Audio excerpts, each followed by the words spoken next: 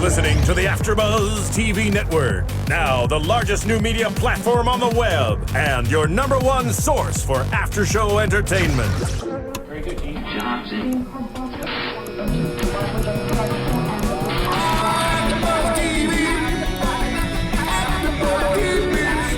The AFTERBUZZ Studios in Los Angeles, California. Presented by Maria Menounos and streaming live thanks to Akamai Technologies. This is AFTERBUZZ TV's Helix After Show. We'll break down tonight's episode and get you all the latest news and gossip. And now, another post-game wrap-up show for your favorite TV show. It's AFTERBUZZ TV's Helix After Show. Hey there, Helix fans. You know what time it is. It's a very special edition of the Helix After Show here on AFTERBUZZ TV. I am Matt Lieberman. Joining me, as always, on the fantastic panel, Mr. Stephen Lemieux is here. Hey, guys. Good to be here. Miss Liz Rishmawy is here. Hey, guys. Back from being sick. Good to have you. Still recovering. And Zach Wilson's here. Thanks for tuning in. For a very special interview with the creator of Helix, Cameron Porsandeh is here. Thank you for having me. Yeah, absolutely. We're so jazzed to have you, man. Thank you for coming. Yeah, and I'm sick as well, so this is an extra special I'm podcast. going to high-five you later. Yeah, sweet. We'll have a sick high five. I know this is the Helix podcast, but why is everyone infected? Yeah, I know. Well, it's sickness seasons, flu and cold season. Just real quick, for those of you listening at home, watching home, we are going to be talking about everything up through episode 10 in this podcast. So if you haven't watched it yet, turn this off, go watch it, then come back. But first, Cameron, I just want to talk about you. We'll take sort of your journey up to the creation of the show. So how long have you been writing? This is your first series. Yeah, absolutely. Now, I'm a relatively new guy to Hollywood, and especially to writing. Before this, I was actually a consultant for the World Bank. I don't know if you know what that is, but yeah. I would travel abroad to developing countries to deal with specific kinds of problems. And before that, I was with the Federal Reserve. So I was in economics and math until very recently. So what spurred on the change? You know, I tell this story a lot. But I was in Africa. I was in a village. And I saw a kid watching Will and Grace, and this kid was gay in a community where that clearly wasn't tolerated. And I remember thinking, all the things that I do, or me, the organization I worked with did, that they're important things, but nothing probably meant more to that kid than that television show did. And my only thought at that moment was, there are lots of ways to make the world a better place. One is politics and economics, which I was well versed in. Another was just entertaining people and letting them know that they were connected to a bigger world. And at that moment, I thought, maybe this is the time to try something else. So I did. Around what time was that? Was that a couple of years ago? No, that would probably say that's 5 years ago. 5 years ago? Yeah. So when did you hook up with Ron Moore? Were you already repped at that point, or? No, not at all. So I wrote Helix as a spec, and I was excited about it. And we sent it over to Linda Obst at Sony. I don't know if you know Linda. She's done Contact. I love her book. Yes. She's written another one recently as well. Oh. But Hello, He Lied. Yes, that's the one it's that a classic, and one I was definitely familiar with. Linda's kind of a science buff, and she loved it. And after we worked on it for maybe 6 months, Sony said to us, like, if you could work on the show with anyone, who would you do it with? And I said Ron Moore, thinking it was sort of like a pipe dream. And they sent it to Ron, and he very graciously came on board. And then we pitched it to Sci-Fi a couple weeks later, maybe 3 weeks later. And they called me on the drive home, and they said they're in for a straight to 13. Wow. Which doesn't happen. No, it's very rare. And I mean, I felt like I was the luckiest guy on earth. So that's so cool. It happened quickly. It didn't feel quick while it was happening. Sure. But in retrospect, it was quick, sort of seamless, and we were very lucky. Was this the first spec that you had written that you really like kind of got behind with like the background story and the mythos behind it? It was the first story like this. I wrote one other show before this that was over at Fox. It ultimately didn't go forward. But this was the first show that was a serialized, overarching mythical drama like this. Yeah, definitely. So, what was the original kernel of the idea? Was it dealing with a virus? Was it the location? Like, what was the first thing that was just sort of like got your juices flowing? Yeah, it was a combination of three things. The first was, have any of you been to the Arctic Circle? No. Can't say I have. It's amazing. I would say it's the closest thing to being on the moon on Earth, and the location just really struck me. Not only its like barrenness and its beauty, but also, like, what kind of person would choose to abandon everything and come live up here? Because there were people that had in fact done that. Yeah. So I really wanted to do a show in that location. And the second thing was, I knew I wanted to start as a virus story. I guess I kind of feel like every generation has its fear. I feel like my grandparents, it was nuclear war. I feel like for my parents, it was this idea that computers were going to take over. And you saw that in the pop culture at the time. But I feel like for our generation, it really is sort of the virus for a couple of reasons. One, we have films like Contagion. Two, there are viruses everywhere. And actually the third reason is, unlike the other things I just alluded to, viruses are everywhere all the time. And I think there's a parallel for that with terrorism too, and the fact that there was a time when we knew who our enemies were and we knew where they were, and that's not the case anymore. And I feel like a virus in a lot of ways parallels that. Absolutely, because it's invisible and it can attack you at any time, and there's very little you can do about it. And then in this case, we have the CDC, who are the people you call when this is going down, who can do something about it, and even they're stumped. So what if there was this mega virus? I don't know. I keep a bottle of hand sanitizer in my car. I keep one on my desk. I use it when I get here to AfterBuzz. You know, I think we're all pretty terrified about germs. I think that's actually very astute. I think the terrifying thing about viruses in general is everything on this planet has its own set evolutionary path. And as we can tell with antibiotics and things like that, viruses can evolve on a much greater pace. So when we look at something like, let's say, the common cold, and let's say bird flu. Bird flu is one example where people weren't afraid of the bird flu per se. They were afraid of what it could turn into as it evolved. So when you have a virus, and all it would take is like randomly 1 year from now, one virus could wipe out everyone, and it would just come from like randomly one day, a spring in evolution starts spreading. Right. Basically, one little thing changes in it that changes it so our immune system can't handle it. Or so that it can't be cured. It's cure resistant. Something completely out of our control. Because like people like Matt who are just using antibacterial stuff all over the place, helping these viruses get better at attacking us. It's all my fault. Thanks, Matt. Yeah. I think that's also what was so interesting about last episode of episode 9 was when they go into the cooler and they see all the viruses, and there are viruses from spanning histories and spanning eras of mass plague and mass death. Yeah. And how they would, what we're dealing with now is they conscripted the Arctic biosystems to create a virus, but then we see that these might have been viruses they created in the past, or maybe they've used the same technique before and now they're just trying to do it on a grander scale because humanity has exploded so much in population. No, and I'm glad you brought that up because I really love that scene because what it really illustrates to me is the fact that viruses have shaped our history and our human history in all kinds of ways that even you and I don't remember right now because we weren't alive during smallpox and all these huge plagues, but they in fact changed the course of history in very subtle ways. And yes, one of the ideas we wanted to play with is, you know, what if there was a hand behind that? Yeah. The 500. The black hand. Yeah. I have to just say, it reminded me, I can't quote the article or where I found it, but it's very interesting that you chose viruses. They said recently scientists have uncovered a virus in the Antarctic. It's a prehistoric virus. Oh, yeah. You heard about this? And apparently it doesn't affect humans, but they're kind of like baffled and kind of like scared because they don't know. This thing is like, what, 70 million or I can't quote, but it's like so 70-something million years old. old. And it just, I immediately thought of Helix when I read this. Right, because so weird. if they found that and it doesn't affect humans, what else could they find? Exactly. I'm glad I'm not the only one who thought of Helix when I Thank read you. that. Yeah. Because what it is they uncovered a virus that is still living, basically. It's, I read it. Okay, you read it. That was sent to me probably 700 times. Of course. Yes. By strangers and colleagues alike. You create the disease in the Arctic show, someo's going to send you the virus in the Arctic. We're assuming you're behind it. Is this actually a publicity stunt by Sci-Fi? Sci-Fi has been very supportive of our show. They actually, the pre-planning on the publicity in the show went back 70 million years. They actually like created a time machine just for this publicity stunt.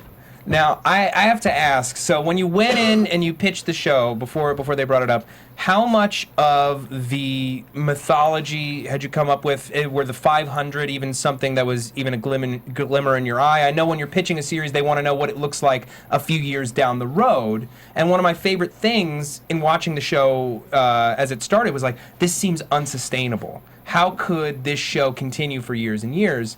And I just want to know how much of that roadmap you had. It's a smart question, and it's one that Sci-Fi did ask. Yeah. I think there was a time when you could write a really cool pilot, and they would just have faith that you would figure it out. I think in a lot of ways that time has passed. Yeah. And Sci-Fi smartly did ask these questions. Going back a couple of weeks before that, when Ron first became involved, one of the many things he did to make the show much better was we took a step back and said, what is the greater mythology here that will arch over not only season 1, but over the entire series? And that's when he really sort of made some huge contributions, and that was one of them. So that when we went in to pitch it, they in fact did ask the exact question you did, which is, we love this idea, we're not certain where it's going to go, tell us where you think it's going to go. So we did pitch all these things. They asked the very demanding and very specific questions in the course of the pitch, and it was a long pitch. But a lot of that stuff was mapped out before we started. That's not to say things didn't sort of twist and evolve as we went forward, and a lot of those evolutions made the show much, much better. But those bones and that structure, they wanted to know from the second we walked in, and luckily we were prepared. Great. I have a question. So, I'm not as well versed in knowing how, you pitch pilots. So, did you already have all 13 episodes, written out, or you have the basic idea, and then you write them out as you go? It was very much the latter. Okay. So we had the structure of the show, and we had all the tentpoles we were going to hang it on. And we knew we were going to do 13 episodes, and it was very important to me that it was 1 episode per day. Yeah. I like that structure. Which is so great, by the way. I love that it's day 1, day 2, day 3. It's so clever. And I think in season 2, you'll see we use that in even a more clever way, if and when that happens. Okay. Right. And obviously, everyone here wants that to happen, me more than anyone. Right. So you've started writing season 2? No. But everyone's been thinking about it. Okay. Sure. It's hard not to think about it when you love your show. Absolutely. Now, I know that this is kind of jumping ahead. Some folks on the show, and don't get mad at them, kind of alluded that if season 2 were to happen, it would involve, a very contained situation, much like season 1, but something radically different. It wouldn't necessarily be in the Arctic Circle. It would be a different kind of containment. And it kind of offers this very interesting opportunity where, since it's been day 1, day 2, day 3, to jump ahead and all of a sudden we're in day 263 or something like that, and just all this time has passed. It just occurred to me. Or somebody else's set of 13 days. Right, or something like that. I don't know. Without giving too much away, that's a really good thought. Here's what I will say. Okay. And I wouldn't have gone here, except I do know some of the cast already went ahead and did that. It was never the intention to have the entire show in the Arctic Circle. Yeah. I will say that. And while we have thought about each season being location specific, we do want to also open up the world in interesting ways. I mean, an Arctic base is a brilliant location. In my mind, though, you could never do a show in such a contained environment for the course of an entire series. And we knew that from day 1. Yeah. So yes, we do plan to jump. We have some ideas about what we want to do. And we are going to open it up in, I think, some really, really fun ways. And in terms of jumping around in time, that remains to be seen. Okay. Fair enough. With episode 10, again, guys, watch episode 10 if you haven't watched it. Seriously. With the 500, we have a corporation that's run by 500 immortal people, basically. So cool. But the reason it's interesting that they give you a number, instead of just saying this corporation is run by 500, it's only 500. As one dies, there's room for another. And that's I think, what is kind of going to be a basis for allowing people into the corporation and what their rules are. Because once you become immortal, are you automatically going to be part of this? Do they automatically have to make room because they have to keep the quota at 500? So my question is, how are they going to... This is not a question for you. This is just a question in general. This probably should be on the after show. But is Julia going to end up in the Ilaria Corporation? Because I think they've alluded to that a little bit. I think that she kind of is. Gunnar, before he died, he said Constance told him that he had to make a choice. He had to choose a side. So I assume if you are one of the 500, you have to decide whether or not you're on board with what they're doing or not. You are a part of that community. I don't know if they could feel that a new member had arisen or something like that. I don't know if it goes that far. We've talked about hive mind on the show. Only Ilarians deal in absolutes. We still don't know why they were keeping their heads. What? We still don't know why they're keeping their heads. Yeah. We assume it's valuable. We assume that it's because they can wake them up. I love watching his face as we talk. I love it. Because he's got this twinkle in his eye as he takes a sip of his drink, and it's just We know they're still alive. Yeah, well, let's talk about the heads. I'll say one thing before that.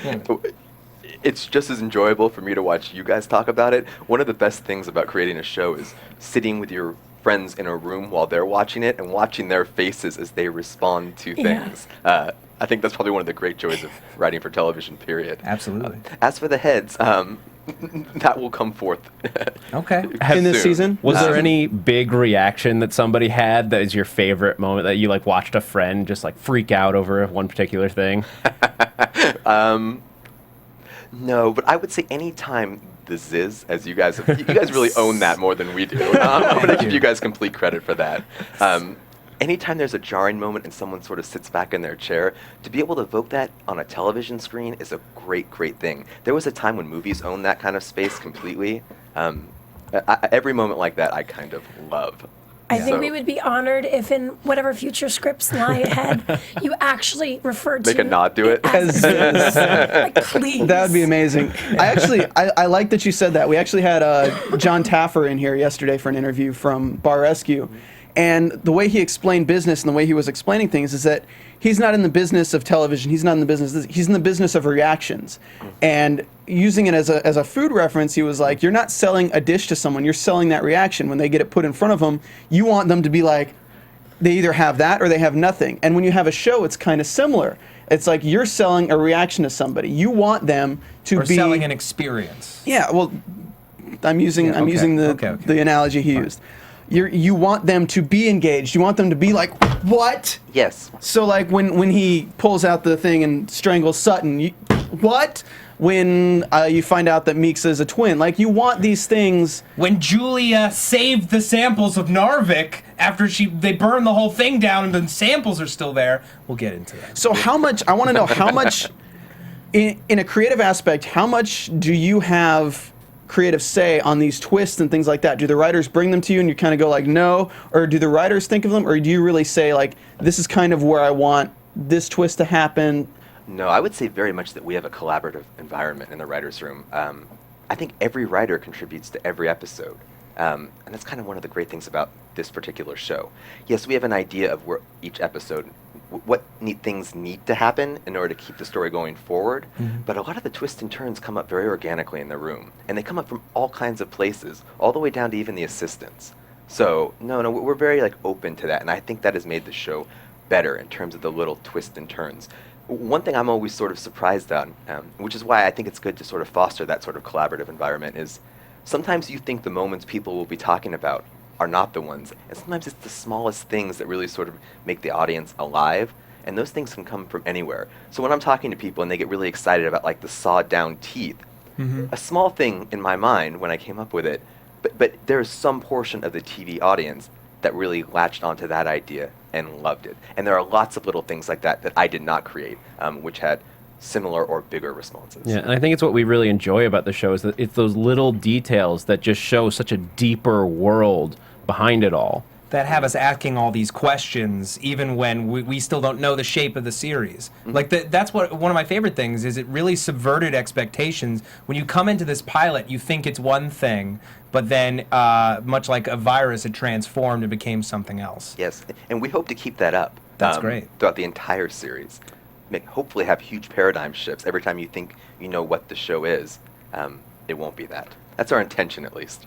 I'm going to be total conspiracy theorist this. I always shout out theories when they come to mind. So forgive me for interrupting the interview to shout out theories. Do it. I like thinking about where Sarah's character has been, and because you've kind of been building her up in this strange way that makes her the mercy killer. I mean, she gave the morphine to the Vector and had her basically die, assisted suicide. But then we're kind of slowly killing her off in a way, and she's the one who has to deal with this. She's basically dealing with vectoring herself. Like, she's in that position, like with the tumor. She's slowly dying, so it's kind of her moral compass and having to deal with, okay, I'm in the same position. Like, I don't want to die and turn into something else, but I don't want to die that kind of way. And she faces that in this episode. She looks at the morphine, she's debating briefly, or at least that's how I read it. You know? Yeah. Do I end this or do I spend the rest of my time in the lab working? So what I just thought of is an interesting role for her character is after we have this guy who says being alive forever is like 10,000 deaths. And now we have Hataki, who is with the Willis hypothesis, which we still don't know kind of what it really is. I'm kind of thinking that Sodra is a way to turn people into the Silver Eyes. Into the 500? Well, Cameron, can you issue a ruling on what we can call these Silver people? Eyes. Are they the 500? Are they the Immortals? Are they the Silver Eyes? What is the officially licensed term? I definitely cannot do that. Because that will be the fun of learning how to define this group and who gets in and who gets out. Fine. But Party pooper. I think Hitaki was trying to create a way to turn people into the 500 outside of their ruling. To battle them, to give it to the masses, sort of thing. To give competition to them, because the 500 are basically. I mean, come on, Ilaria, Illuminati. It's kind of like a similar. I mean, it's kind of what I think the vectors might be. Are like the anti silvers, sort of, like in that they might be able to. They might have some of those abilities. They're the attempt, but they're the attempt to make a new silver. And Julius's daughter, so it's kind of different. But I think it's still the attempt to make a new silver. And I think Sarah's going to be the first human to be able to be turned into a new silver. And I think that's interesting because she is dealing with death so much. She had to mercy kill somebody, and then to have a complete swap that she is now the one who's immortal after she's been having that ticking time bomb for her whole life. Well, I want to hear what Cameron has to say on this first, and then I have a point that I'd like to make. To which point precisely would you want me to respond? I know, it was like a lot of stuff, but to me, the big question is, why can there only be 500? Whose rule is that? Is that a biological imperative? In what is that grounded? Why can there only be 500? I think it's more like, if it's just like controlling population. You can't have something that lives forever against something that eating something that doesn't. Or is it pulling off of some resource that is just has a finite amount, and once you add a 501st, you've diluted that to a point where it's not as effective? Well, here's what I will say. Okay. I mean, I'm going to first give the generic answer, which is these are the right questions that everyone was hoping the viewers would be asking. Great. Here's the second part. If there was a group that had these rules, in any group of 500 people, there are going to be a diversity of opinion about whether the rules are important and who the rules apply to. And Hitaki might be one of those people who has a different idea about these rules. And I know that's still generic, but I think that's a good way to think about it. Great. I think it's also who's in charge of 500 immortals. Who can really put immortal people in their place? Yeah. That is a very good question. I'm kind of seeing Julia as possibly 501. Maybe she's going to be the one to disrupt whatever was controlling that number for But here's the thing. I don't know if it was the same episode, but I'm pretty sure she became Silver in the same episode or the episode after Constance was beheaded. The thing is, as long as we've got these heads, they're not technically alive. They're not a member of the 500. But if you were to kill someone off and unfreeze them, so they could take their place again. It's interesting conceivably. to me that they're mortal, but they can be killed. Like they can be murdered. Freezing the heads keeps them alive, so technically there's no spot open in the 500. Well, I'm wondering. I can't smile on this show, apparently, without it being a loaded smile. Like I did when I would like peek into my Christmas presents and like have to like pretend to like be surprised on Christmas morning. Totally. That's what you look like. Sorry, I totally drove us into after show status. We need to go back into the interview. I'm sorry, guys. Tune in later.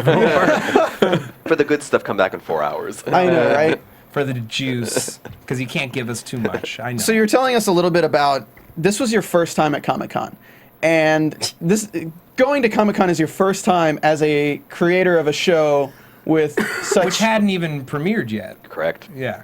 But the hype behind it, everyone was really excited because they were like, oh, it's the new infection story. What is it going to be? What is it going to be? So I imagine that was kind of a crazy, crazy experience for you. Yeah, I mean, absolutely. I would say that going to Comic-Con as a show creator is the closest a writer will ever feel to being a rock star. I mean, that experience is so foreign, not only to most people, but to writers, for most of humankind. Yeah. To walk up on stage and have people cheering for you, and again, for a show that doesn't even exist yet, to call it surreal would be an understatement. And I don't know if you guys saw the poster for Helix on that hotel. You could see it from the plane coming in. Yeah. I mean, that is such a foreign experience. I saw it outside of my hotel room. You almost want to cry. It was an amazing thing, and obviously, like the cast, because I've heard them on the show before this, we'd be excited about going again. Okay. Yeah, I remember that was my next question. Being in San Diego this year, walking up, I was like, I don't know what that is, but I'm intrigued. Totally. Yeah. I mean, I'll say this too, you know, a lot of people, I know a lot of people who created shows, and there are things that they're very pleased about, things that they're less pleased about. Sometimes they're not that happy about the marketing.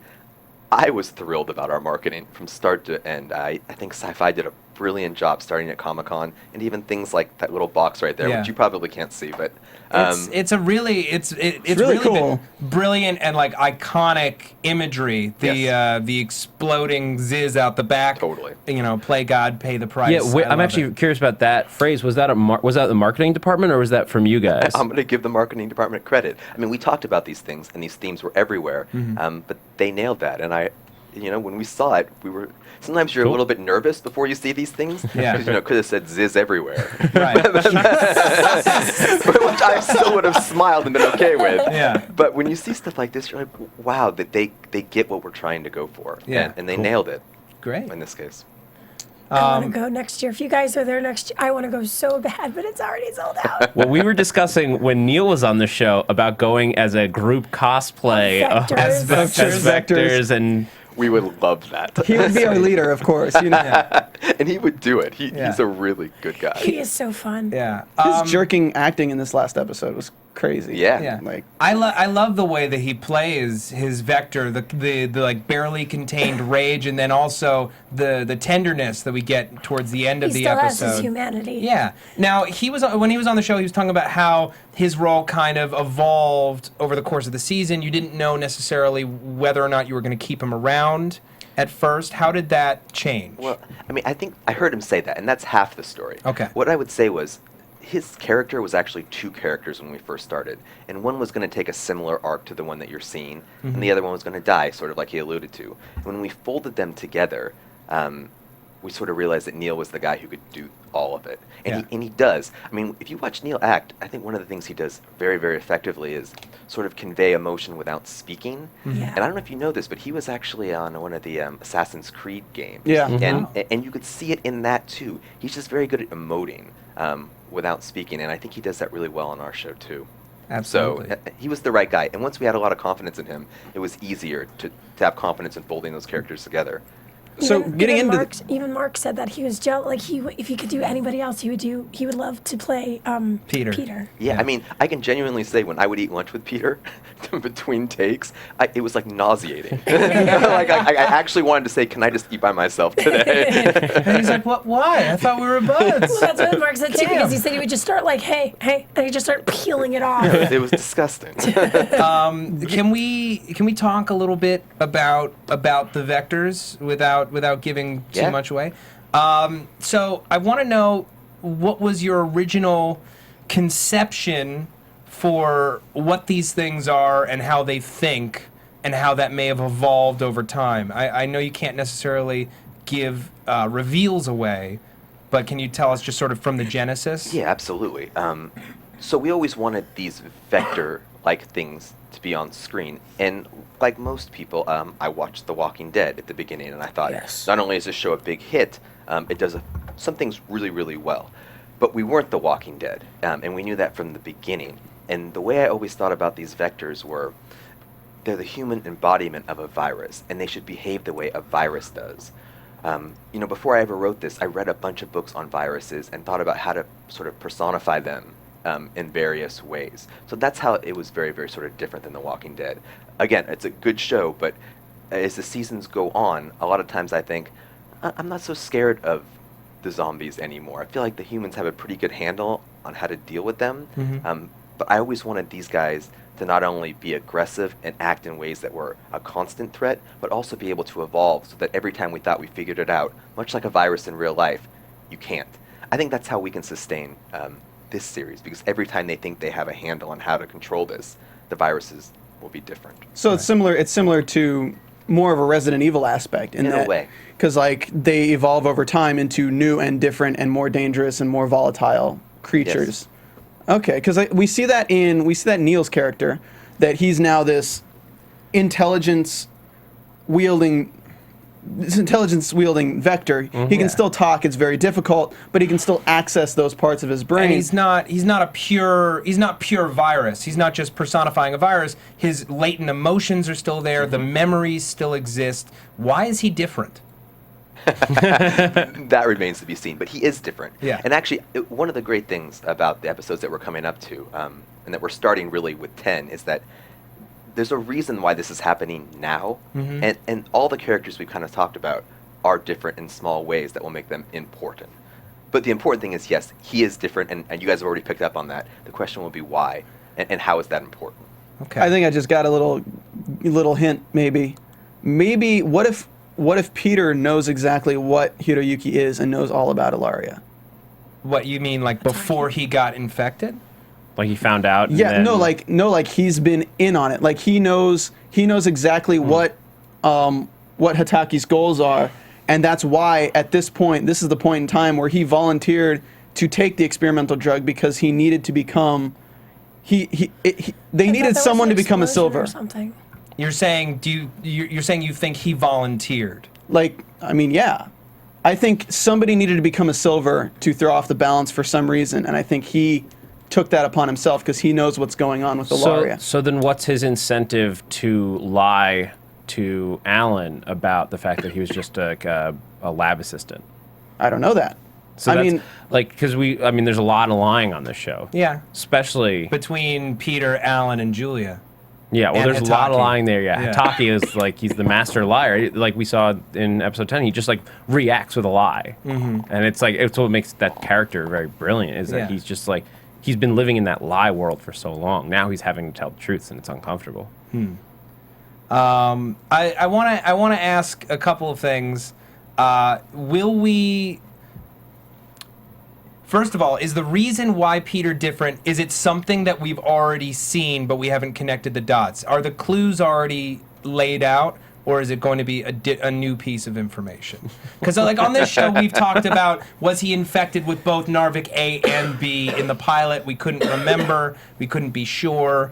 We have T, the woman that he supposedly started a relationship with. That's kind of an open loop. Will we see that closed this season? Here's what I'll say. Okay. Look, I'm going to get a lot of those responses. You are going to get a lot of those responses. There are clues about why Peter's different, but I think the most important thing to remember is that these characters are people too, including the vectors, and people make decisions, and people lie, and people make choices simply because of their characters. And I think we will see that in the next 3 episodes as we go forward, that, you know, for all of the planning and sort of strategy that the various people go into this show with, and I mean the characters, people make decisions, and their decisions will haunt them and shape the course of the show. And a lot of that just comes out of character. Cool. Yeah. Okay. Good answer. Not the answer you wanted, but it's the truth. It is a very good answer. Connecting more dots. Let's just say Peter knew about what Hitaki was doing for a while, and now Peter is one that's close to Julia, and Hitaki's trying to keep an eye on Julia. Just throwing that out there. If Peter doesn't know why he's been spying on Julia, if he doesn't know that one piece of the story, I don't know about that. I think maybe he now does. Well, now he does. I think he knew before. Okay. Okay, sorry. Yeah. Going off on a tangent. Yeah, I want to talk about, you know, the process of shooting the show. Do you have an episode that was your favorite to film, or the one that you're most proud of? Well, I mean, I think like a lot of people, I would say the pilot. And the reason why the pilot was so fun was that, one, years went into getting the pilot off the ground, and everyone was really coming together for the first time. And the reason that was fun is our characters on the show are coming together for the first time, and a lot of these actors didn't really know each other and didn't even know the whole story when they were coming together for the first time. So it was sort of art replicating the production process in a way. And we had a great pilot director. His name's Jeff Reiner, and he really sort of pulled it together. But it was a great month putting it together, and we were really proud of the way it came out. Great. I'm very curious how you make those decisions on like how much information you give to an actor, because we talked to the actors a little bit about that, about like how much they knew going forward, and you have all the cards, and you have to decide which ones to show them. So where in the process do you fill them in on the backstory that we don't know as viewers? Yeah, I mean, it's definitely a strategic thing, and I mean, just a little insight into the process. Sometimes if you give the actor the whole story, they tend to play the end for where they are. And our actors are great, and they wouldn't do that. But keeping them in suspense actually worked for the show as well. So no, we would meter information out exactly when they needed to know, hoping that they would play it that way. And we think, by and large, they have. But no, when they tell you they didn't know, they don't know. Oftentimes, it was funny, one of our EPs is on the set the whole time, Brad Turner, who came off 24. And he he said watching them open the scripts the first time was really fun because they didn't know, oftentimes, or have any clue even what was going to happen next. Yeah. So it was exciting for the entire cast and crew to read it together. So no one had a head start other than the writer's room. Okay. And the writer's room is in Los Angeles, and we filmed in Montreal, too. Yeah. So there was no way for them to sort of get information. Well, tell us about the writer's room. How did you choose your writing staff? What was your relationship with Ron? Did he ever come and join you? I know he's also working on that show, Outlander for Stars. You've got Javi Grillo-Marxuach from Lost and The Middleman. Like, how did you build this team together? Well, we had a little bit of a lead start at the beginning. Okay. So we had about a month to put together the writer's room. And like all shows, we got huge stacks of scripts. And there were just certain people who really just sort of jumped out. We knew we wanted a mixed group. Yeah. Javi was one of the great people we brought on. I was a fan of Lost, and I like the way he writes in general. Yeah. He also brought sort of a good... he has a fun personality. I don't know if you guys have met him, but... We'll be meeting him next week for the after show. Yeah, he brings a good energy to the room. Yeah. And then we brought someone off Heroes, who I alluded to earlier, Misha Green. And then we sort of just filled out the room from there all the way down. I think like all shows, though, we really wanted a diverse group of people. And we did have a diverse group. They definitely had never worked together, and they all sort of came in with very different perspectives on the show and sort of shaped it from there. Cool. Now, do they read your pilot before they submit, or is it... Yeah, they read it before they come in for the meeting. Okay. So that way they have things to say and, and Right. ideas. And it's not so much that you're judging them based on their ideas, but certain people, and including everyone that we brought onto the show, was really excited about it and had ideas about where it was going. And that was fun. Yeah. Going into casting a little bit, were there any... I don't know if you can tell us any of this. Were there any tough choices regarding between actors for different roles? Or was it kind of like as soon as you saw... Billy Campbell. You're like, that's the guy. And as soon as you saw Hiroyuki, he was like, that's the guy. I would say it was both. Billy Campbell and Hiroyuki Sanada, they didn't read for the role. Those were offers. And actually, when I wrote Sanada's role, Hitaki, I was picturing him. So that's a really unusual thing as a writer, to be writing something and thinking of a character. Because I love Sunshine. I don't know if you guys have seen Sunshine. He has a very good face, a very expressive face. Yeah. So he was actually exactly who I was thinking of for that role. And then Billy was an offer. I mean, I love Billy. I remember him as a kid from Rocketeer, but I watched The Killing too, and I thought that he brought a lot to that role. The other roles oftentimes came through videotape from Canada. The other actors are Canadian. And yes, sometimes they were tough decisions, but ultimately we all agreed on the people that we brought in.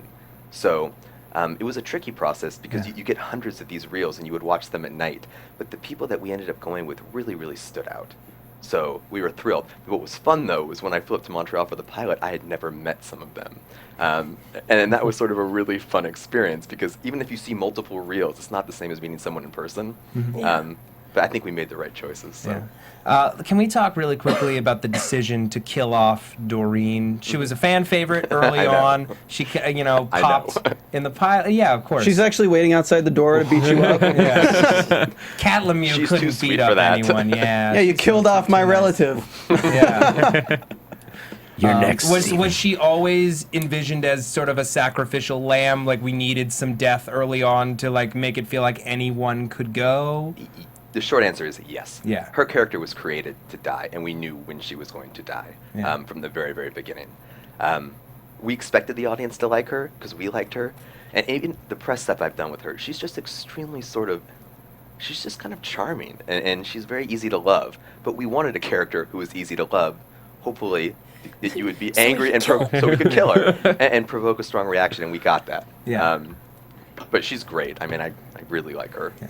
Are you upset that there wasn't more monkeys used? We have to ask. Monkeys. Can we have more monkeys? Well, first of all, the series isn't over. Yes! Yes! They're frozen. So exciting. Oh no, they got burned to death. I don't know. There might be one left. There is one left. Oh my god. We still have that missing monkey. I do like that you guys freak out over the monkeys, monkey but then I is look one on of like the the Twitter. 500. When I look on the Twitter and look at the pictures and everything of the cast, there's like shirts with monkeys on that says monkeys. I have that I shirt. want one. I mean, that monkey, for one thing, it's an amazing thing. It's heavy and it's scary. We have pictures of me cuddling with it. It's also very expensive to build monkeys like that, believe it or not. imagine. Incredibly expensive. But I don't think it's an exaggeration to say that that frozen monkey field scene, when I wrote that, that was a big part of the reason the series got off the ground. I mean, that scene was loved sort of unanimously in a way that most scenes just aren't. People usually have different opinions on different things. That monkey frozen field scene, Unanimous. Unanimous. Well, it's the imagery. Agents, writers, producers, directors, everyone. Nobody was on PETA, so. Frozen monkeys. Well, it's just it signifies what's going on. It's like this signifies that this base is danger, and they're all running from a semicircle out to get away, and they all freeze in the Arctic. And then when they're burned, we can hear them screaming. Yeah, which which just means that they adds were a still whole, alive. a whole nother level to it. Ugh. Steven shaking his head. No, I'm just like, I just remember it. And okay, they're going to hate me because I always bring this up. Did you ever watch Evolution? The movie? No. Because when Is there a frozen monkey scene in that movie? No, but the thing that sparks the evolution in like the cells, the alien cells, is fire, and it like makes them blow up into these amoeboid things. And when I see when they culture the DNA and it turns into that big growing thing, I'm like, it's evolution with Orlando Jones and David Duchovny. My childhood. Okay, I'm just going to really quickly talk about iTunes just for a second, and then we're going to jump right back in. I already apologize. But here's the thing, folks. You know, we love being able to make this the best Helix After Show that we possibly can, getting great interviews with people like Cameron. It's a real pleasure to have him in the studio. To do things like this, we really do need your support, and we appreciate everyone who has reached out to us, who's rated the show, who's reviewed the show. It means a lot. It raises the collective water level of the entire network, not just this show. It is the only way that we can prove to our bosses that not only are we doing a great job putting out this great podcast, but the audience is responding. It's the best way for iTunes to track its progress, and it's the easiest way for us to get sponsors. So please do what you can. It only takes a second. Go to iTunes, rate, review. Thank you, thank you.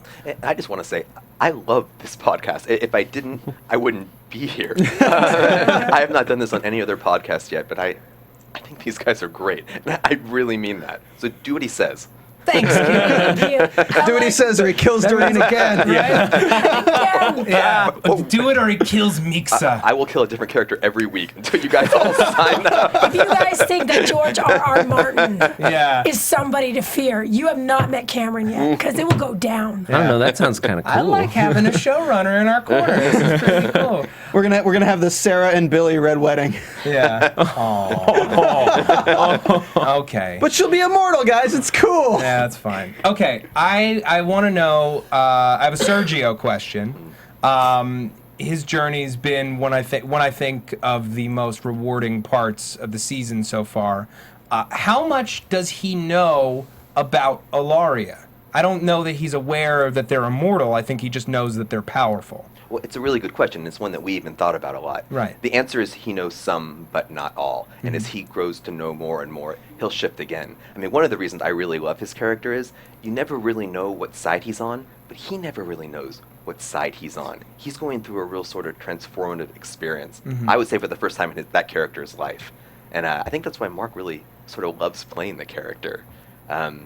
I think he loves playing the dark and the good side. He likes being likable. Mark's a very likable guy. Yeah. And He brought us candy, so yes. did he really? Yeah. He did. Well, I brought that box for you. So. He did. I'm gonna say you win. Sorry, Mark.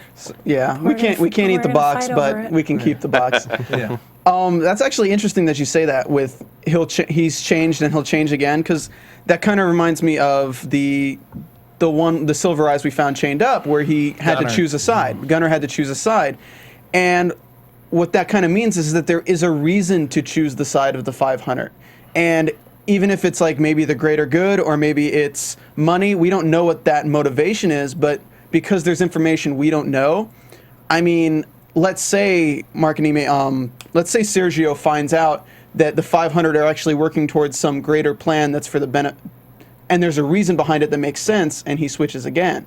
I mean, presented with, we assume that there is some sort of redeeming factor to whatever they're up to, whether it's to save the planet at the expense of humanity, to save humanity at the expense of some other part of the world. Right. Who knows? But like, so if there are two sides with both redeeming qualities to them, it makes that's going to be a huge struggle. Decision, and Sergio's now right smack in the middle of it. it's like the Star Trek movie. They got to save the whales. Star Trek. He's talking about Star Trek 4: The Voyage Home. I thought you were going to V'ger, and I'm like, that's that what? Yeah, no. And then you went to the whales. No, bro, we're talking about the whales, man. That's Save the the one whales, everyone bro. remembers. Let's kill all humanity. Save the whales. I guess the one thing I would say is any writer will tell you that the bad guys on their show or their movie don't think they're bad They're guys. the heroes of their story. That's standard stuff. Yeah. But I think when shows and movies are at their best is when the audience starts to wonder who the good and the bad guys are. And that's something you can play with a lot more in television because you simply just have more time and space to do it. Yeah. And I think as the show progresses, there will be compelling issues on both sides to where it's not always entirely clear who you want to root for. Yeah. All right. I think that'd be interesting for season 2 is if we were getting it from the Ilaria company's perspective. Because, I mean, if you really wanted to, you could recreate this series from their perspective. Oh, as if, you start at day one again. You start at day one again from their perspective, and we do the same 13 days over the course, and we see every single side of it leading up to whatever catastrophic thing. Sorry, I'm off. I'd say that's good, but that would close it off at 2 seasons, because there's no way you're going to do 3 seasons of the same 13 days. You're wrong. There's at least 6 seasons worth of stuff in there. But you could do an overlap of like 6 of the days. I'm just talking about a different, maybe an overlap of 6 days moving forward in the story. But I'm talking about, if you look at it from their perspective, if at the end of season 1 we find out the reason Ilaria is doing what they're doing, and from an audience perspective we're like, oh man, that actually does make sense, then the next season could open up with people in the ranks of the 500 not going to like House of Cards status, like the general whip of the 500. 500. No, you just said 100. You say 100. 500. I'm from North Carolina. Give me a break.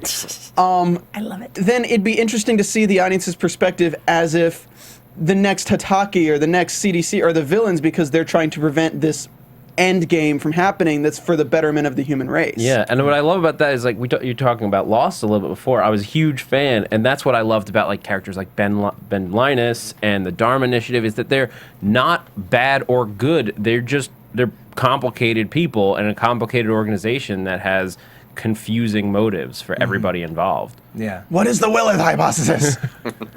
What is the Willis hypothesis? Yes, please tell us, Cameron. Whose idea was it for Alan to have the raspy voice? Christian Bale was on set for a day, right? Like, I need to know, like, was that just his own take on bringing the character, or did you guys want him to kind of sound like he hasn't slept in a couple of days? You guys have touched on this issue more than anyone. It's just because we've heard him in interviews and he has this very sweet, smooth voice.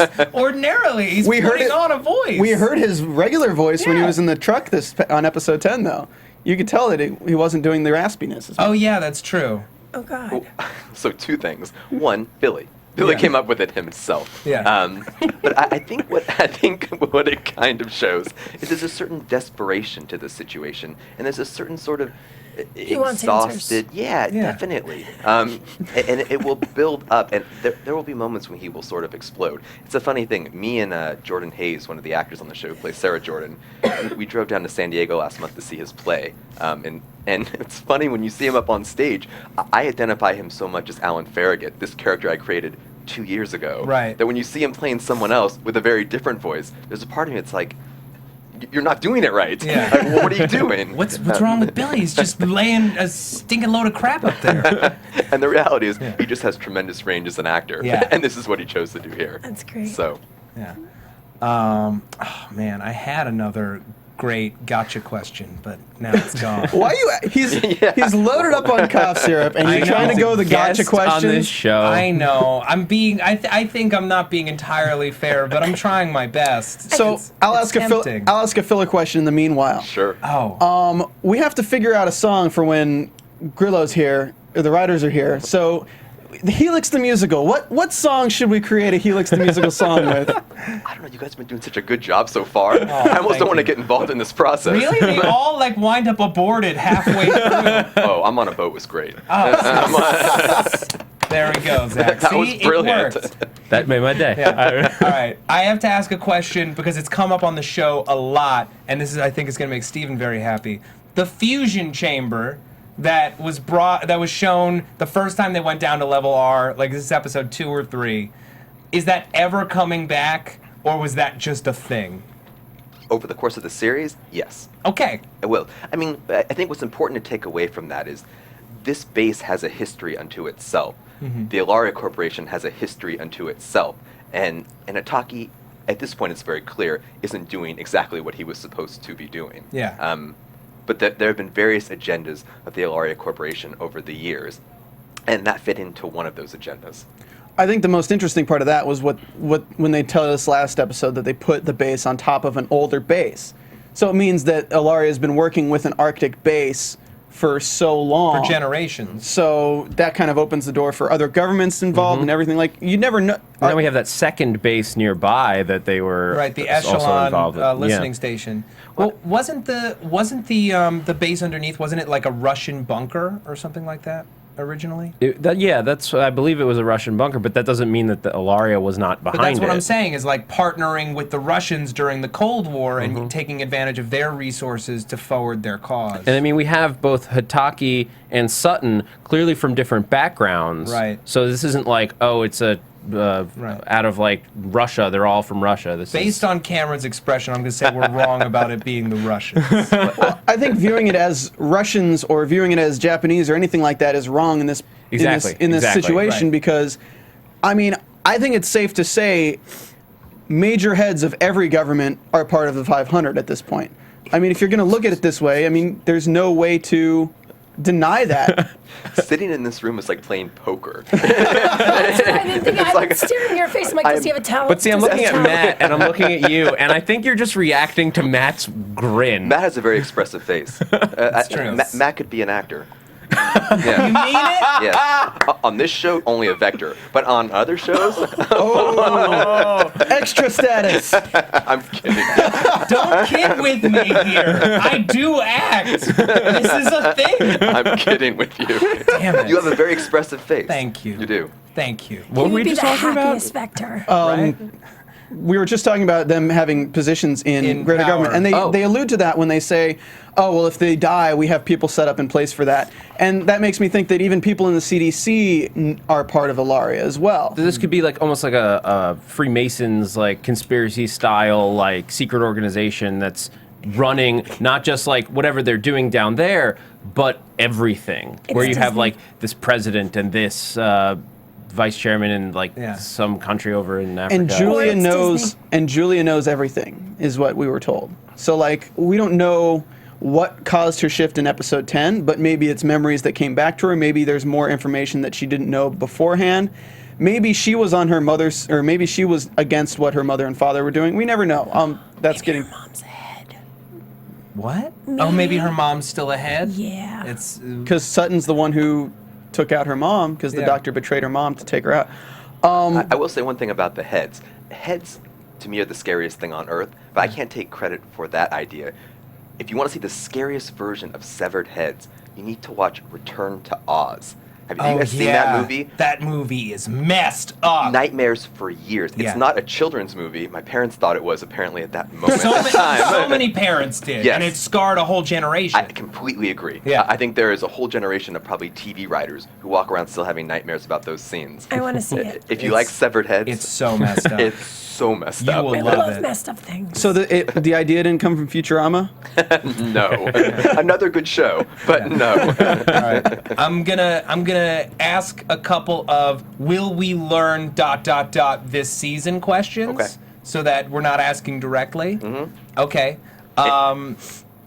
Will we learn who actually called the CDC this season? No. Will we learn the role that Dr. Havit plays in all of this season? Not the specific role, no. Okay. Does anyone else have any of these? This is your opportunity. Just remind me of I'm that not Guess the Who only game. Like, one. is your person wearing a hat? Like, Guess who? Yeah. Does he look like a bitch? No.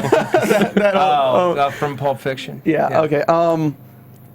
I don't want to ask these questions because when it's yes or no, it's like yes, it ruins blurs, it blurs what the real issue is, which is you will learn a little bit more in exciting ways that will blossom in season 2. I know, Cameron, but I want to know now in exciting ways. Are we? I don't know if you can even answer this. Are we going to see some familiar faces come back if there is a season 2? It was always look. This isn't. Yes, we're very fond of this cast, and so the answer is yeah. Okay. Okay. And it's an if, but obviously we are cautiously optimistic that there will be a season 2. Yeah. And I'm in love with not only these characters but the cast. I mean, you guys have met some of these people. They're wonderful people. Yeah. You know, you never know what to expect your first time doing this. Yeah. I actually hang out with these people, and I like them. Yeah. So. Yeah. We would like to hang out with them. I mean, we did hang out with them. Like, we were just chilling. It's so weird. Every week watching the show, now we've met so many that, like, it's like, oh, Kira, watch out. I mean, Julia. I watched that episode when Kira was on, and we watched the episode right before we interviewed her. And I kept on looking, and she was, like, next to me. I'm like, what are you doing? What are you doing? Like, it was just weird. Like, I was like, I've never done that before in my life. I genuinely don't know if my attachment to the character of Peter is because of like his arc on the show or when Neil came into the studio or both. I love Neil. It's both. Were you on the soundstage when they recorded the Thanksgiving scene? No, none of us were there. Yeah. Oh. No. We loved that scene. And I wish we were. Who came up with the idea for that scene? That was the entire writers' room. It was the whole room. I mean, we always knew that we wanted hallucinations to be an important part of the role. Especially for Julia. But no, that was a writer's room thing. I cannot take credit for that. There's a wonderful sense of humor to the show. In moments, yes. Yeah, like Victor Adrian in this last episode when he's taunting them about their marriage. I just couldn't stop giggling like a child. And is that everybody? Is that a conscious decision? Like we need some levity? Yeah, it absolutely was. And I can tell you where that came from originally. Battlestar Galactica, again, I think one of the greatest sci-fi series ever. Agreed. Like one of the better TV shows ever, I would say. Yeah. There weren't a lot of moments of levity. And one thing we've always been asked is, are you going to have more of those? And the short answer is no, not a lot of them. When you think about what the show's about, there isn't a lot of spaces for humor. But whenever there was, we tried to exploit it. And it feels like there are moments to like let the tension out. So yes, we did try to make a concerted effort to put those scenes in, but we were very careful about metering it out. Okay.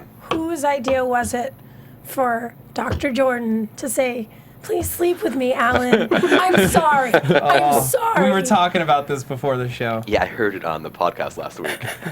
Again, that was a writer's room. I mean, look, we as a collective group own every line. Okay. So there will the best lines You're are from the room. not throwing anyone under the bus. No, the best lines, and maybe some of the lines you don't like, again, are a product of the entire room. No, like it makes me love the show more, but I was just like, who says that? Like, it was just, I can't. I heard you. No, it was all of us. We own it. Awesome. You've never had a stage 4 tumor and had sex with Billy Campbell before. Yeah. Well, Jesus, there's still time. When it's Billy Campbell, you ask nicely and clearly. Right, so he and doesn't you don't go want to be Batman voice graphic. on You you. gotta, you know.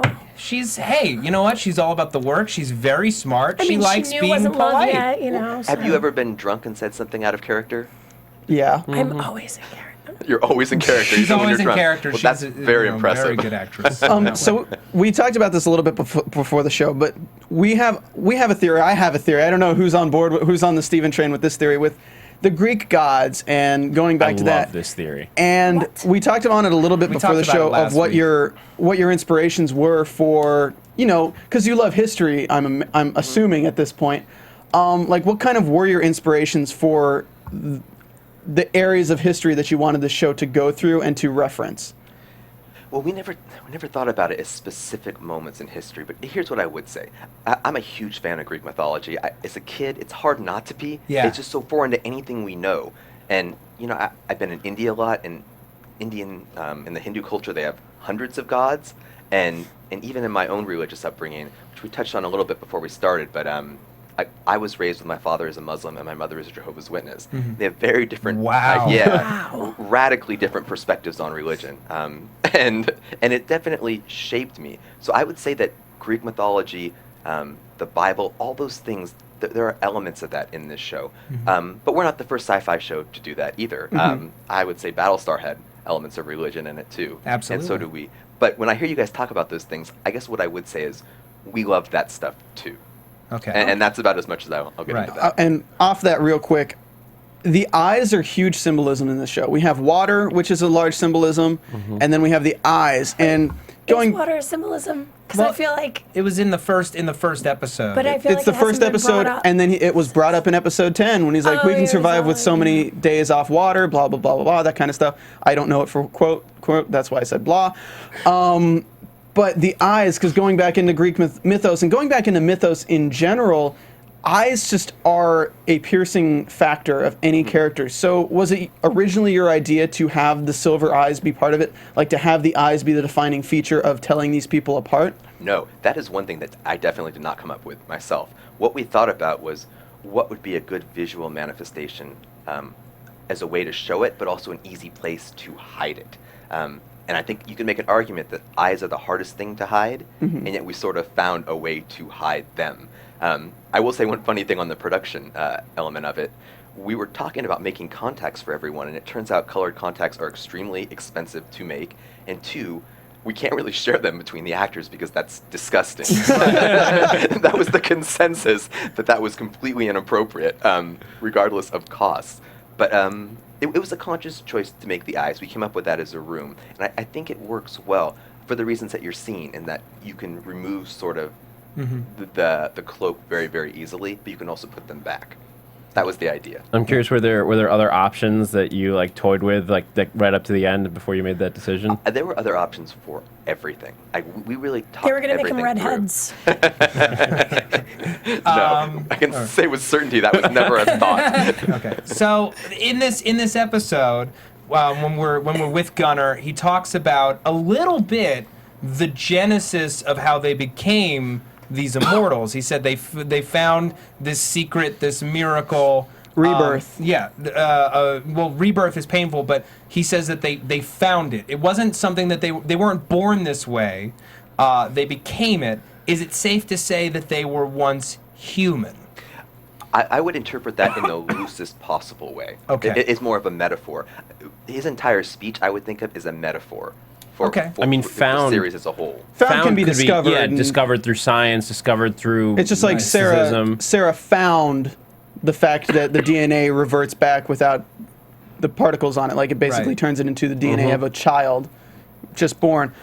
So we are coming up on that crucial moment in any series where they're kind of waiting for that season 2 go ahead, and we're hitting episode 11 next week. Yes. So there's 3 more, right? There's 3 episodes. 13. Yeah, there's 3 episodes.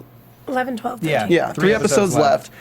And when can we expect to know whether there's going to be a season 2 or not? And what can we do to help that along? I know there's lots of people who are shouting, tweeting out, hey guys, tweet out Renew Helix. Check out this website, Renew Helix. I don't know if producers even really look at that, so I'm wondering what are the things we can do to... What's a way that we can concentrate fan response in one place? Because I worry with shows like this, and I was telling you before, that it's one of those shows that, like the first season of Breaking Bad, it didn't really have that live viewer base to begin with, but then when people saw it on Netflix, when people heard about it after the season, they watched it and they binge watched it, and they absolutely fell in love with it. And I feel like this is going to be one of those shows where the studio is going to be deeply regretting if they don't give it a season 2, because it really does need a season 2 to keep the fans entertained. We feel that way. Yeah. Yes. I don't know what the short answer to it. I mean, I should begin by saying that all of the Twitter activity and the people who set up that website, we're incredibly grateful for that stuff. Actually, I tweeted this, but I meant it. Kind of brought a tear to my eye that these people were making, they're really going out of their way because they love the show.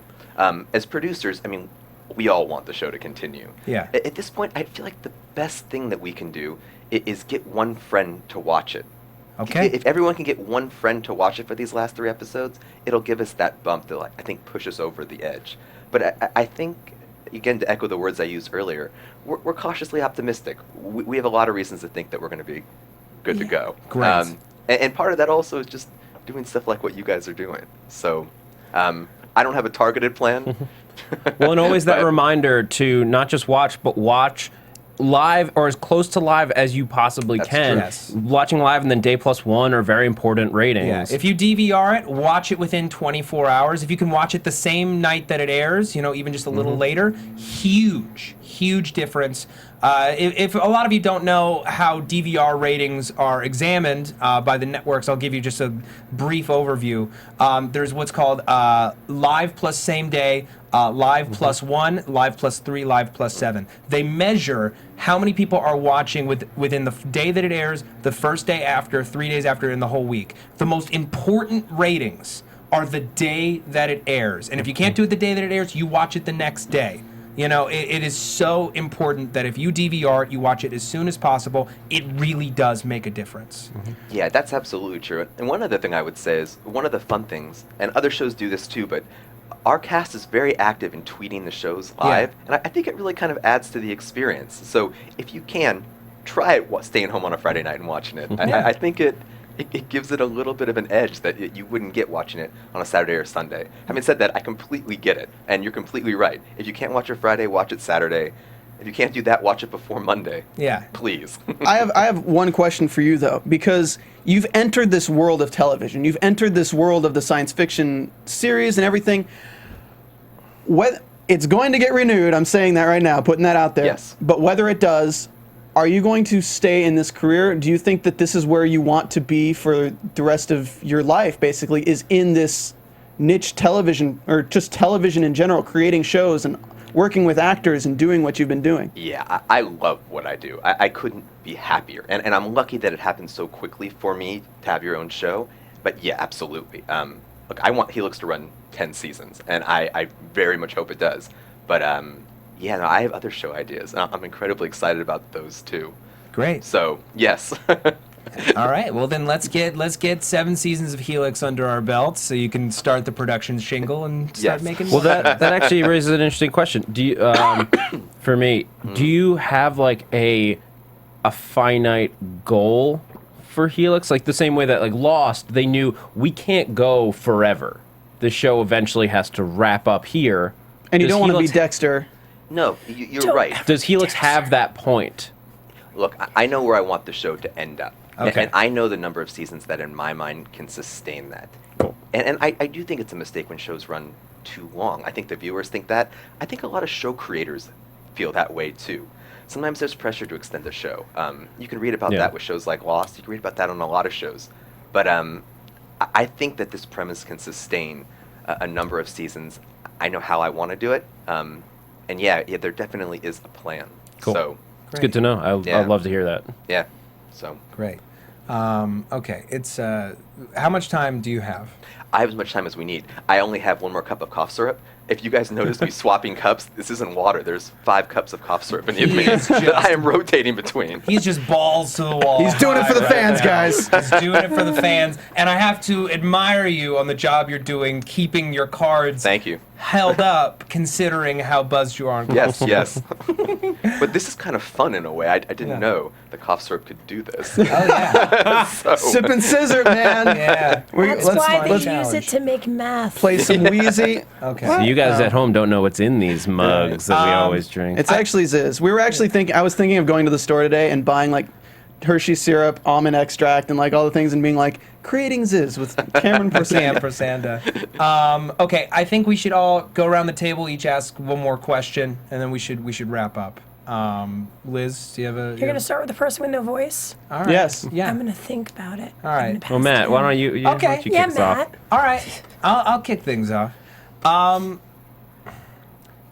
One of the things that I love, most about this show, it draws from a lot of different influences. We talked about sort of the kernel that led you to the show, but like, what are your favorite things in pop culture that you feel are brought to the table with this show? Like, That were influences or just things influences. I love? Influences that you feel like you wear on your sleeve. Wow. Well, there are shows that I love right now. Yeah. If you haven't seen the French version of The Returned, Oh, it's so good. it's great. Yeah. And actually, Carlton Cuse is working on a version for that for A&E as we speak. Oh, cool. But it's brilliant, and I think what I love about it is the mystery sort of opens up very, very slowly, but it takes it in such a different direction than I expected when that show started. I mean, one of the big things for me is when you think a show is going in a familiar direction and then it ratchets in a different direction, that show does that really, really well. Look, I just finished True Detective. I don't know if you guys have seen that. I haven't seen the finale. Don't say anything. I won't say anything, but it felt like nothing I'd ever seen before. Yeah. And I loved that trend in television, too. I mean, I don't know if you know how that series worked, but one guy directed the entire thing. And I think it feels very cohesive in an interesting way. I think that's a new trend in television that we should watch out for.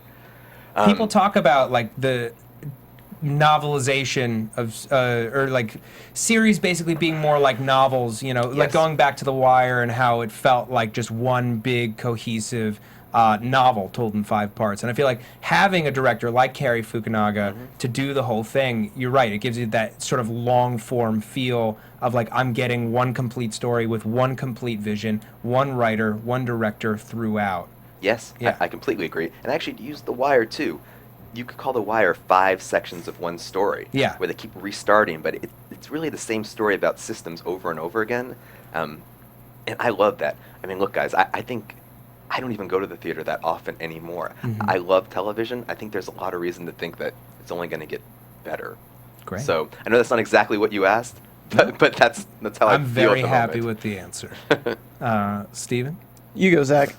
I'm still thinking of a question. Yeah, I mean, Such pansies. well, we've I have a we've question. had Go. Will you follow me on Twitter? I will absolutely do that. Sweet. See, that's a good use of a question. Thank you. I think I'm only following like 30 people, so it's Yeah. good. I will do that. My heart hurts, and so does my throat. Have you had any crazy things happen on Twitter and like interacting with the fans? Like, what crazy things have you experienced? I will tell you one crazy thing, and I was sharing this with Mark and Neil. We all had drinks last week. Okay. But this was the most bizarre thing I've ever experienced. I had a guy come up to me in a bar. It's already good. Yeah, how he even knew. I don't even understand how this came to be, but he came up and said, "You don't know anything about the military. You've never been in the military." And I said, "I'm a writer." And he said, "The way you portrayed that, you've never been in the military." He kept going back to the fact that I'd never been in the military. And then he pushed me. This was shocking in ways. But here's the takeaway. It diffused, and we all hugged each other at the end.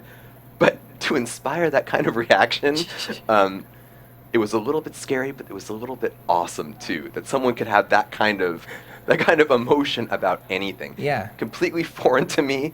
Everyone laughed about it afterwards, but yes, I would say that's the craziest thing gosh. that's happened by a mile. You moved someone so much that he forcibly moved you back. Was he That's a just good way to talking look at about it. like I don't know what Mark's he was talking portrayal about. of Sergio? I don't know what he was talking Okay. about. So you need to shove Mark. This is Mark's fault. I called Mark and told him to come down and deal with it for me, but he was back in Canada. Oh. I honestly can't think of a question. I've asked all the questions I can think of, Yeah, and anything I ask would be spoiler related, and I don't want that. And I wouldn't give an answer. I asked you before the show, and you're like, "Do you want me to tell you?" And I'm like, "You know what? I really don't, because we got 3 more weeks." And as somebody I who want you works to so tell me. much, this like having shows like this is what really kind of gets you. You look forward to something through the week, and you really kind of need that. You don't want to know exactly what's happening. I am excited, however, to know that characters will be coming back in the next season. And You're welcome. that kind of opens up the prediction chamber for when we do the after show tonight. And not necessarily, it could just be one. Yeah. I'm down with that too. I have one last question. Okay, go for it. This is for me, right? Just me. That is for all of you. Yeah. She's talking about the wonderful Helix You lied promo to me. box that we You got. lied to me, Cameron. We'll figure out. We'll cut it into 4 pieces. This has been awesome. Yeah. Yeah, thanks for Thank you having so me, you guys. much. Thank you Thank you so for much joining. for coming. It's been a real pleasure Thanks having for you. sharing your cough syrup. You're all going to be sick and within like 4 hours. That's but fine. Thanks for It's not worth running it. away when you see the residential property. But we we love you. We love your show. Thank you for spending the time. Thank you, guys. Where can the folks at home follow you on Twitter? Oh, it's just my last name, which is hard to spell. It's Porsandeh. Okay, at Porsandeh. Liz Rishmawy, where can the people find you? Hey guys, I can actually type, so you can follow me on Twitter at, oh God, Matt, help. At Lizzie Maui, LIZZYMAWY. Yeah. Zach Wilson. You can find me on Twitter at @ZachWilson. Okay. And also here at AfterBuzz, was a bunch of panels: Grimm, Archer, and Resurrection, Yes. which just premiered. Check it out. Yes, Stephen. You can find me on Twitter at Stephen Lemieux, StephenLemieux, or as well doing the Twisted After Show here at AfterBuzz TV. Make sure you guys tweet at us, rate on iTunes, #Ziz, Yeah. #Balls and Bananas, back to Tribute Mark. Renew Helix. I Renew sometimes Helix. just do a search for #Ziz, and every time Really? I see more things popping up that aren't us, I get really excited. Sweet. All right. And if you want to follow me on Twitter, which I imagine that you do, you can find me at Matt Lieberman. What? I can say Hold on. whatever I I'm gonna want. put the counters up. All right. Go ahead. Okay.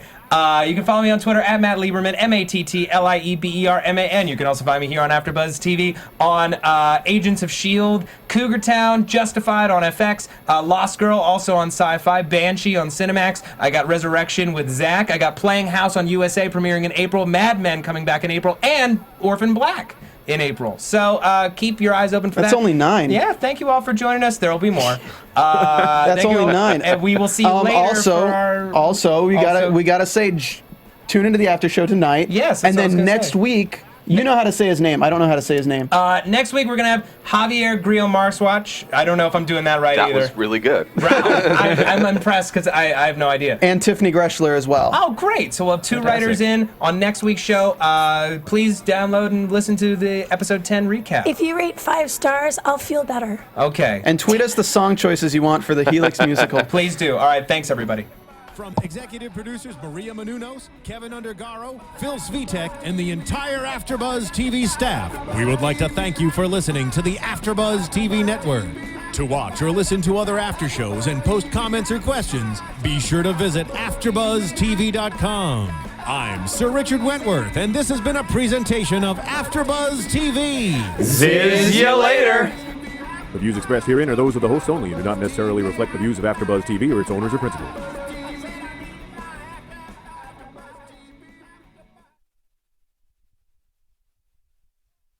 Thank you for watching AfterBuzz TV on YouTube. For more of your favorite after shows and interviews, subscribe to our channel here, and be sure to share your opinion on the episode in the comment section below here. We'd love to see what you guys are buzzing about. Thanks again. Buzz you later.